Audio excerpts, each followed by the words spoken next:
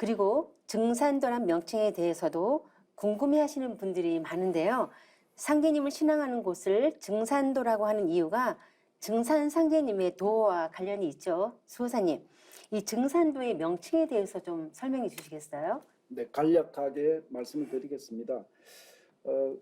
우리가 이제 선천 역사에 많은 종교들이 있습니다. 그래서 대표적으로 기독교는 이 기독교의 명칭이 크리스트를 한문으로 번역해서 기독이다 이렇게 해서 종교의 명칭으로 사용하죠. 그 다음에 불교라고 하는 것은 이제 부처 불자, 부처를 부처님을 신앙하는 이런 종교이기 때문에 그것을 한자로 표현한 부처 불자가 되기 때문에 불교다. 이렇게 해서 각자 이 종교 문화권에서 신앙하는 그 대상자들 종교의 명칭으로 이렇게 사용했습니다. 마찬가지 증산도 역시 마찬가지입니다.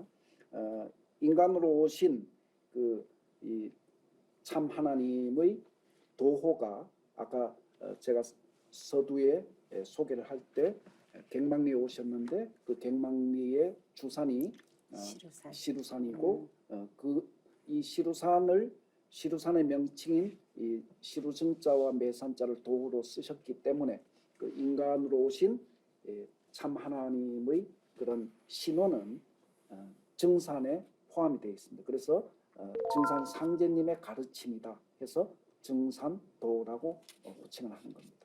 부장님, 보통 뭐 유교, 불교, 기독교, 천주교, 교라고 하잖아요.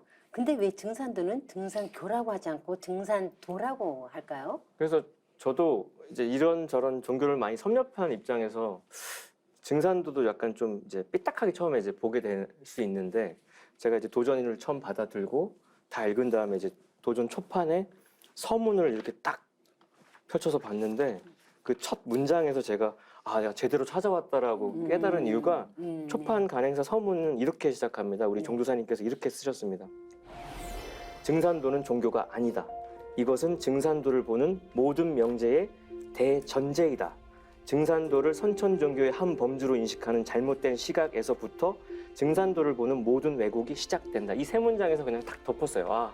제대로 왔구나. 이제까지 종교는 전 긍정적인 역할을 했다고 봅니다. 그래서 증산도의 진리에도 보면은 인생의 근본 문제에 해답을 열어주는 것이 종교라고 이렇게 사부님께서 말씀해 주셨는데, 그러나 이 종교가 이제는 더 이상 이제 유통기한이 다 돼서 그 본질로 가는 길이 이제 막혔기 때문에 하나님께서 다시 오셔서 새로운 길을 열어주신 건데요. 그 공자님께서도 당신이 천하를 주유할 때 자신이 이제 자리를 잡게 된다면, 정치를 할 수 있게 된다면 제일 먼저 뭘 할 거냐는 질문에 정명, 호칭을 바로 잡겠다고 했는데, 증산도를 잘못 보는 첫 단추가 증산도를 종교로 보기 시작하면 이제 끝나는 거예요. 이게 종교의 범주에 속해 있지 않다는 뜻이고 종교를 뛰어넘는 초종교의 개념인데, 중용이라고 하는 그 유가의 아주 고전을 보면 첫머리에 뭐라고 써 있습니까?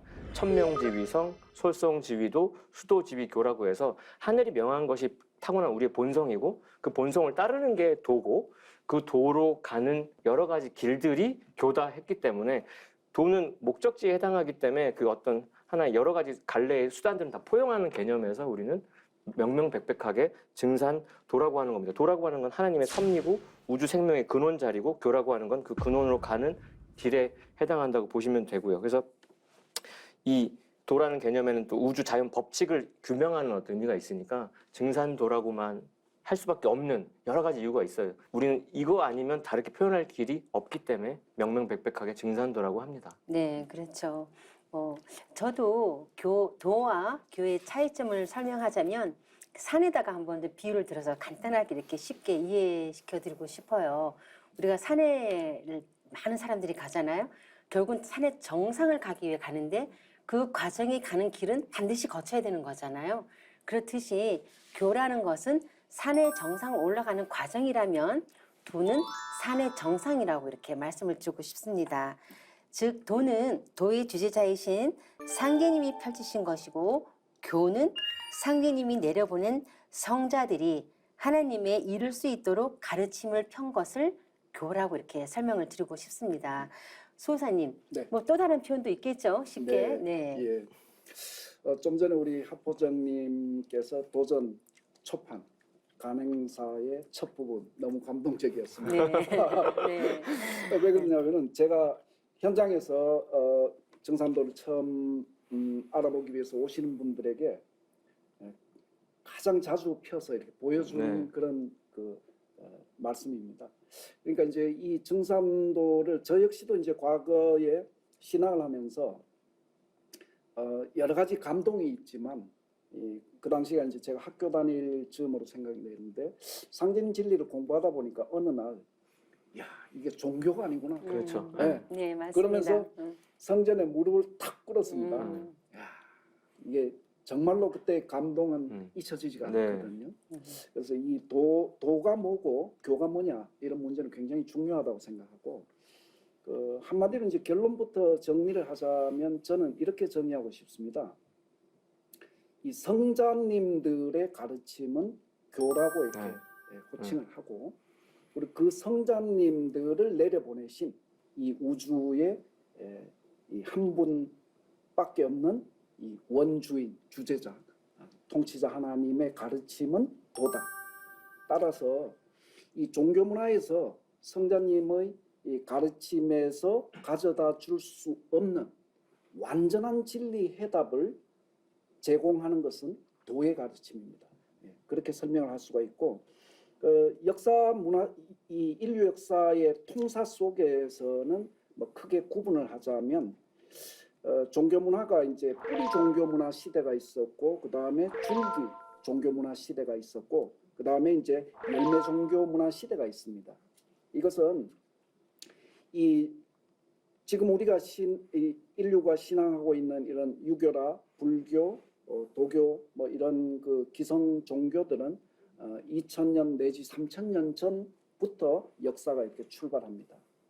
근데 역사를 들여다보면 이 유불선의 이런 종교 문화가 태동되기 이전에 그로부터 6000년, 7000년 전부터 원형 그런 이 종교 문화가 있었거든요.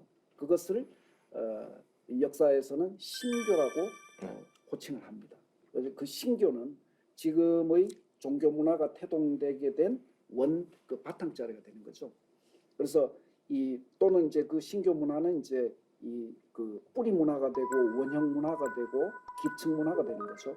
그렇게 되었고 그로부터 이제 유교와 불교와 기독교, 도교 이런 종교 문화가 제2의 그런 종교 문화로서 바꿔서 얘기하면 나무로 얘기하면 줄기 문화로서 이렇게 분화됐던 겁니다. 그렇지만 초목이라고 하는 것은 분화가 되면 반드시 열매를 맺거든요. 그렇죠. 열매라고 하는 것은 뿌리 기운, 줄기 기운, 네. 이파리 기운을 모두 진액을 뽑아 모아서 열매가 되는 거 아닙니까? 따라서 증산도, 무국대도라고 하는 것은 그런 뿌리 문화와 제2의 종교 문화의 가르침의 진액을 전부 다 통일해서 완전한 열매 문화로서 역사에 출현합니다. 그 열매 문화로서 역사에 출현하는 것을 도다 또는 무국대도다 이렇게 이제 호칭을 한다고 보면 되겠습니다.